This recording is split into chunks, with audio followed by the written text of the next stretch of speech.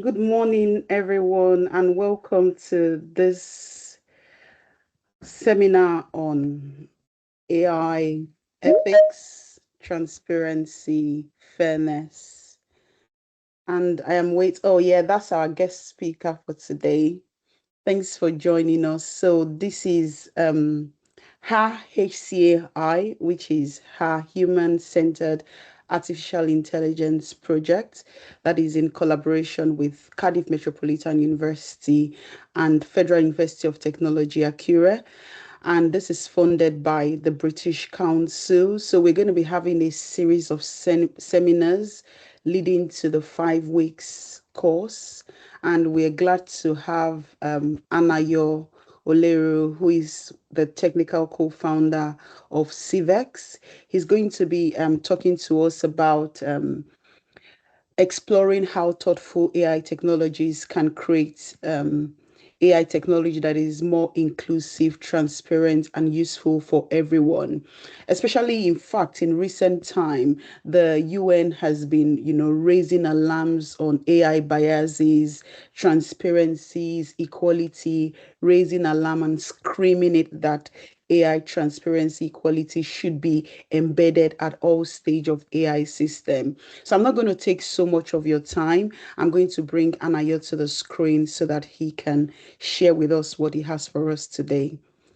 So Anayo, you're welcome. Thanks for joining us today and wanting to share with us what you have. I don't know if you want to do a little bit of introduction about yourself and then you can take on. And welcome to everyone that has joined us as well. Yes, this session is recorded, just so you know. And of course, if you have any question, please leave it in the chat, or there is a Q&A as well. You can send your questions there and we can take that in the last 5 minutes of the session. Thank you.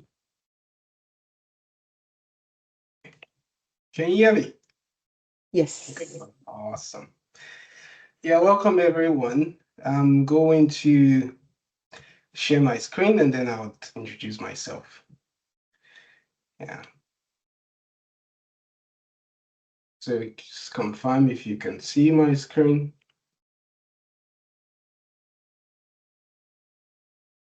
Yes, I can see your screen now. Oh, awesome. So yeah, so today I'll be what part of the screen can you see? Can you see my slide? Or I can see your slides and I can see you as well. So I believe it's the same for others as well. awesome. Okay. Okay, that's fine. Yeah, so today I'll be talking about human-centered AI in practice, yeah, building fair AI products. And just a bit about myself. So my name is Anayo Oleru. I'm a software engineer and the technical co-founder of Civeex and other products as well. So over the past few years, I've worked with several organizations to integrate AI and some machine learning into their products and workflows. And that's exactly why I chose the title of today's talk today, Human-Centered AI. And but beyond my work at Civeex, too, I currently serve on the technical committee of this very program we are on right now. And I'm also a mentor at the Google African Developer Program, where I just support developers building innovative technology solutions or learning aspiring developers in Africa. So today, I'd like to share not only what human-centered AI is, but also why it matters and how we can design AI responsibly, regardless of our role, how we can contribute to building AI that truly benefits people. So first things first, what comes to your mind when you hear the words when you hear the words slide is not going. Okay, yeah, when you hear the word AI, well, that looks like it's a weird question, isn't it? Because everyone knows or have been bombarded by AI in this past few years. Yeah, and that's true. Yeah, but what actually comes to your mind when you hear those words, artificial intelligence? Now, for most people, they immediately think of ChatGPT, robots, self-driving cars, automation, or maybe even losing their jobs. Yeah, most people think about that. And really, AI is just around those area. And we're not really focused on that part, though. We are focused on human-centered artificial intelligence. So whatever you know about AI, put the human-centered in front of it. So now, what comes to your mind when you hear of human-centered artificial intelligence? I mean, um, one of the it's not really a spoken a popular term used in this era or these days. And for most of us, might have heard about it. Most of us might not have heard about it. But either way, that phrase is something common. You know, human-centered. You put a human-centered something about humans, yeah. But what comes to your mind when you put AI to it, when you attached AI to it? Well, for some people, they think it means AI that behaves like a human. Others, they think it's just another name for ethical AI. You know, for others, they believe it's something that slows down innovation because there are too many rules. Many others, they think it's only relevant to so we'll move this only relevant to industries like healthcare or government. But the truth is, none of these really capture what human-centered AI actually is. So, what really is human-centered AI? Well, let's take a quick trip through history, and we'll look at from the 1940s to the 1980s. Here, that was where we had the first generation of a little bit the first generation of computers, and AI at that early stage. So it was built to solve something like mathematical equations, for military, their ballistics, or scientists for scientific simulations, you know, even for playing chess as well. So little things and mechanical things, AI was built then for. And then from the 1980s down to the 2000s, we now started having GUI, graphic user interfaces. Now start having personal computers, input devices like mouse, keyboard, computer. Computers started making their way into people's homes, people's offices, and as more people started using computers, yeah, the need for that intuitive system came about. Intuitive systems for people who are not tech savvy, so that they could easily understand and use computers. And then that's when they came up with the idea of having a HCI, a human computer interaction as a discipline. So now start having that frame still around human centered kind of phrase, but this time because things has grown past how it was in the past, now they want to make sure it's still centered around human can understand and how we can help humans as well. Then in the era of 2022s, some of us we know this already. In Stanford University started this thing where they started doing design thinking approach, which was widely accepted by different organizations, gained a lot of traction. And then that is when a new approach came about, human-centered design. So we went from human computer interaction, now human-centered design, where everything again put human at the center. Yeah. So that's where you start having roles like information architect, interaction designer, web designer, UI UX designer, all under human-centered design. Now we are currently in the fourth wave. Yeah, since 2020, we've seen major boom in machine learning capabilities. Computer has moved faster, has improved faster with AI. The many tools now, amazing many tools are hitting the market. AI is becoming more powerful, and You can do a lot of things with AI. You can recognize faces. It can recommend products. It can predict diseases. It can make recommendation, make decisions for people or things that affects people's life. And now that's where the problem started. Yeah. With that advancement came a problem that affected people. How AI is okay. No, that's so fast. So affected people. How AI makes decisions now for people that affected people's life. Yeah. So AI now can now be used to approve loans for people, support medical diagnosis for people, recommend prison sentences for government, grade students. But then people start asking the difficult question: what if the AI is wrong? What if it's biased? What if we can't trust? How sure this decision is correct? Who is responsible for making sure this is not a mistake? Now, these weren't just hypothetical questions; they were real questions, and they were issues or mistakes that happened in real life, in the real world.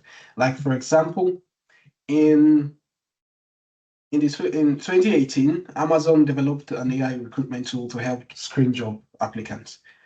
That tool, they used data from 10 years ago, historical hiring data from 10 years ago, where most of the successful applicants back then were men.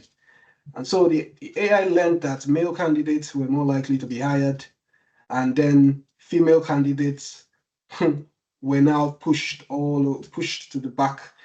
And if anyone has a women in their CV, or say a women chess club captain in their CV, the AI downgrades that candidate. So you see, eventually Amazon had to scrap the project, but you see how that affected it.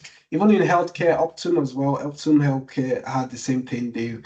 Where they used the healthcare algorithm that identified patients who should receive extra medical care. But the problem now was that the algorithm were underestimating the health needs for many Black patients because it was using healthcare.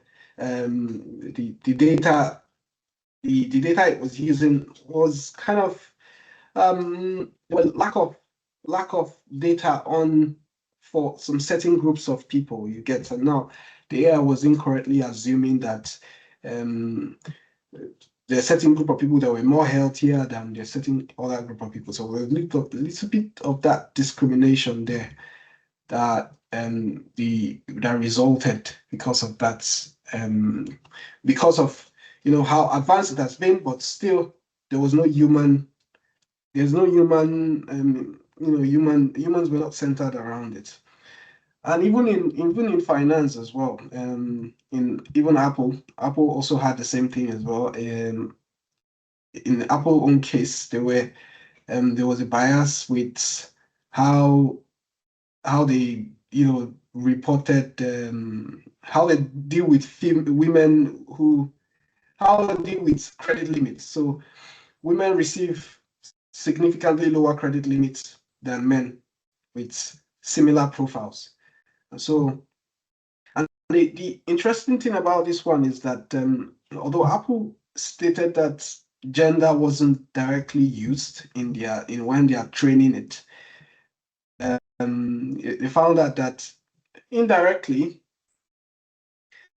the AI uses like some external external data that wasn't provided to it, or some external variables that wasn't explicitly explicitly trained properly to make that bias. And so because of that, it resulted in having women have been affected who have the same profile with men. They affect women who have lower credits, yeah, putting limits on their card. But the same applies as well in the criminal justice system too, in Compass for Risk Assessment. That happened in the United States. Yeah. So you see, each of these things, it wasn't that AI was the problem. AI wasn't the problem. But the main problem here was that the AI was being used. The problem was that AI was being trusted to make heavily influenced important decisions without fairness, transparency, explainability, or human oversight. So yeah, and I think organizations were moving quickly to adopt AI because of they want to be in touch with what's going on, and they want to make quick decisions without considering all of this part of their design and development of whatever data they are using and how they are training the model they are using. So what is, with all this in mind, what is human-centered AI? Yeah. Human-centered AI is an approach that seeks to place human needs, values, and capabilities at the forefront of the design, development, and implementation of AI technologies. So human is at the center of everything, at the forefront. How can we design or implement or integrate human-centered AI into a product or a workflow? Yeah. So there are 10 principles that I've used that worked. But for the sake of this talk, for the sake of time, we'll break it down into 4 pillars. Yeah. But I'll just walk you through it. So you can get this slide, and once you get this slide, you can see the 10 principles. Yeah. So there are 10 of them. Set clear, honest expectations, provide system transparency, aid comprehension of AI's underlying system. There is the one where you work toward bias prevention and correction. So you're preventing and also correcting, which happens, which is not a one-time thing, it's continuous. So there are correction that needs to be made every time, all the time, and if any bias is identified. And the last part, which is way very important, center AI solutions on human thriving. So it should be, how does this AI help human? How does it improve everybody? How does it improve everybody, not just a certain group of people, but how does it improve the life of humans and in every area that industry belongs to? But look at the 4. So if you're implementing human-centered design and development in your product, these 4 pillars can help. They are all based on the principles you've seen, 10 principles, but you can think of, do you design for people before building an AI? Understand who are the users, what problem they are solving, what problem are we solving, can everyone use it, and keep humans in control, right? Make AI transparent and accountable. What data is used, who is accountable for it. Build AI that benefits the society.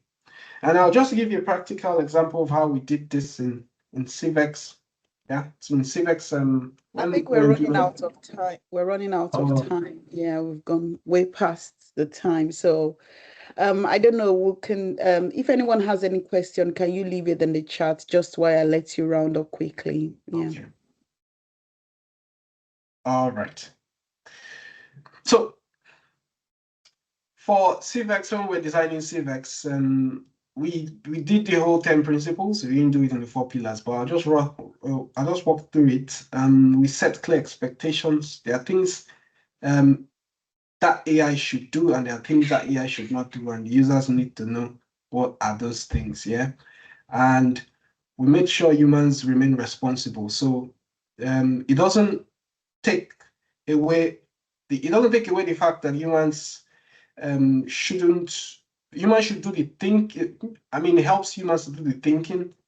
What this does is like, what I mean is like, it kind of analyzes the information. We created a contextual AI analysis algorithm that helps, takes users' resume or users' experience or whatever awards they've had in the past, and then look up the environment they've worked for, those environments, how it can affect their work, and how it affected the work they've done in the past, and how it can affect the work they will do in the company if they come in.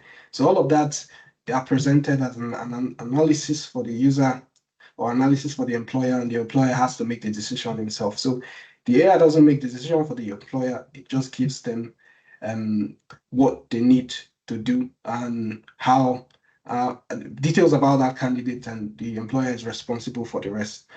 So accessible and intuitive as well. So this one too is to make sure everybody who have access to that, regardless of the group of people or regardless of the culture, they can easily access it. In terms of transparency, also as well, how they ended up with that, how we ended up with that decision, how we ended up with that context, that details about that candidates, what led to us to bring up that results. Each of those connections are all very transparent to the employer. The employer knows how we arrived at that decision, and that would help them too in their own thinking on how or who to hire at the end. Helping people understand as well, bias prevention and correction and traceability. Traceability is also connected to the one I mentioned before, which is the where are you? Which is the transparency part. So traceability is connected to it. Security is very important in every product as well. Every single product, whether AI or not. And respecting human values. So does this make people more capable? Does this replace their thinking? Which is very, very important question. If this AI if this AI algorithm, if it replaces the thinking of the user, it means it's not human-centered, right? So it doesn't have it shouldn't replace the thinking of the user. It has to make sure it gives the user that responsibility to think or make the decision themselves. So it just gives them the data they can use to make that decision. Human thriving. So the goal at the end is to make sure every information and everything they do, does it replace the job the employer should be doing for Civeex, or does it amplify the job for them? Does it help them make their job even better and faster? So that's the goal. Which is around human-centered, it should make their job better. It shouldn't replace their job, but make their job better and faster for them. So that's just the whole summary. It's very quick and fast. But if you have any questions, you can. Are there any questions on the chat? You can drop it on the chat, or you can reach me. Yeah.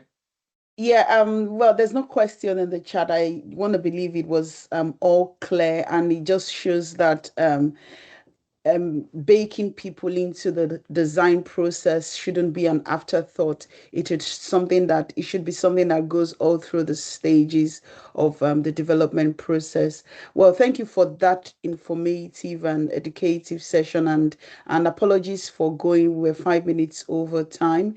So thank you everyone for joining. Somebody is asking the question if you can get the slide. So please feel free to send us an email.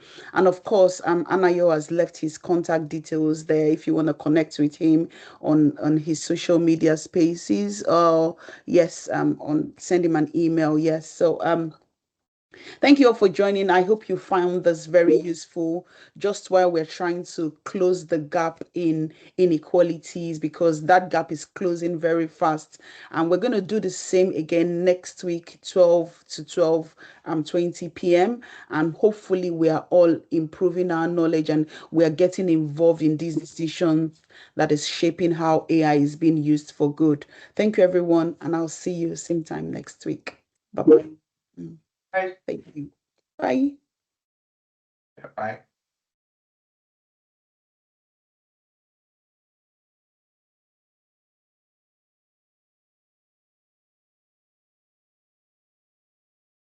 Stop sharing. Stop sharing.